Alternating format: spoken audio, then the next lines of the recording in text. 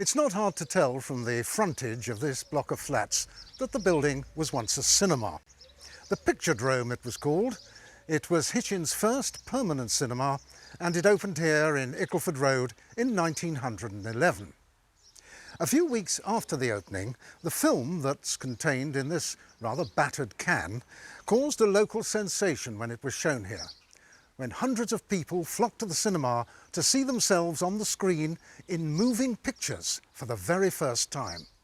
Of all the stories of Hitchin's cinemas, surely the most remarkable is the survival of this can of film.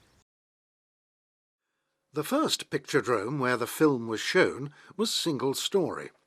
It was built by the Bedford cinema pioneers Bill and Ernie Blake. Ernie, on the right, is pictured with some of his staff when Hitchin was celebrating the 1911 coronation of King George V and Queen Mary. It was this event that offered the Blake brothers a golden opportunity to promote the 20th century's exciting new art form, the movies. On Coronation Day, there was a grand procession through Hitchin, with townspeople depicting characters and events from the history of Britain and its empire. No expense was spared. Only the finest costumes and wigs were hired from West End costumiers. This life-size recreation of a Norman invasion galley was mounted on a steam-powered carriage, as the cloud of smoke shows.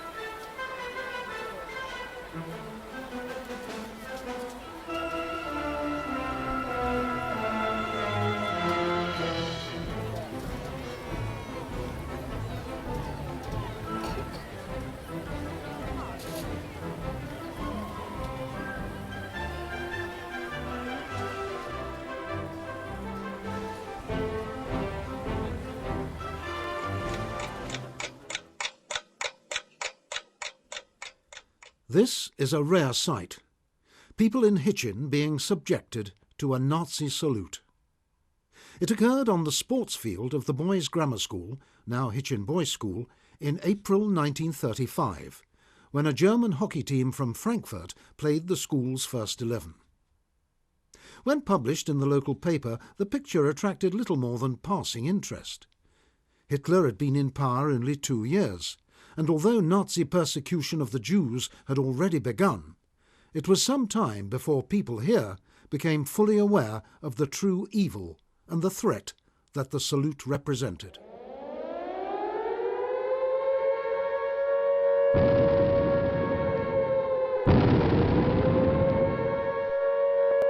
They called Hitchin's first air raid siren Moaning Minnie. Here she is being set up by 2 workmen in 1940 right next door to the Big Inn. To the great relief of the elderly ladies living there, the monstrous Minnie was eventually dismantled and replaced by a more conventional siren on a lookout tower behind the old fire station in Paynes Park. Hitchin's worst incident occurred when a raider dropped a stick of bombs on Walsworth. Most fell harmlessly in the river and the water meadows close to the road bridge, but one landed on a house in Orchard Road, killing the young housewife Miriam Sims and her unborn child. 5 neighbours were injured by the blast. Mrs. Sims is believed to be the only Hitchin resident to die as a direct result of enemy action over the town. I'm young and healthy, and you've got charms. It'd really be sin not to have you in my arms. I'm young and healthy, and so are you. When the moon is in the sky, tell me what am I to do? Say, if I could hate you, I'd keep away. But that ain't my nature. I'm full of vitamin A. Say, I'm young and healthy, so let's be bold. In a year, 2, 3, maybe we will be too old. I'm young and healthy, and you've got charms. It'd really be a sin not to have you in my arms.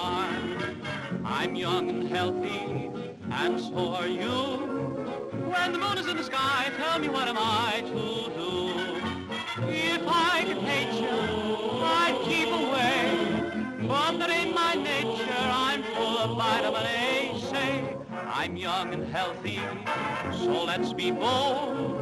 In a year, 2 or 3, maybe we will be too old. This film is based on a lecture given by Reginald Hine, the historian, in 1941. In it, Hine took his audience on an imaginary stroll up Tilehouse Street to gossip about some of the houses and their earlier occupants. And this is the team that made the film. Hitchin Historical Society, pictured in 1950 in the yard behind number 11. Formerly the 3 Tons public house, it was then occupied by Harding's the newsagents.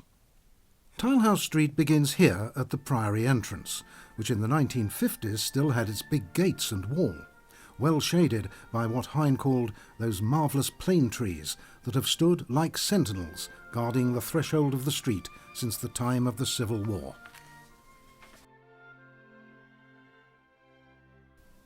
The Priory belonged to the Radcliffe family for over 400 years, and when this film was made, Sir Ralph Delmy Radcliffe, the last in the line to live there, was still in residence. In the 1920s, he began a project to find more features of the original monastery. The impressive medieval arches and windows of the cloister garth were revealed and restored after being hidden for years behind an old conservatory.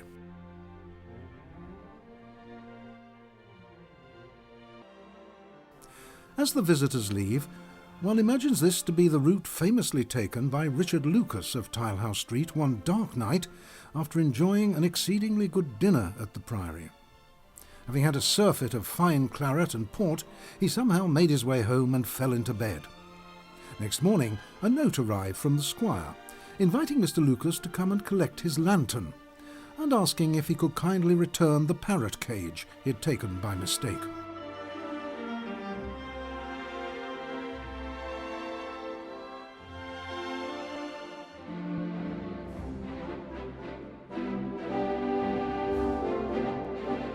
And so to the Victorian era, and a safer alternative to hazardous journeys by road.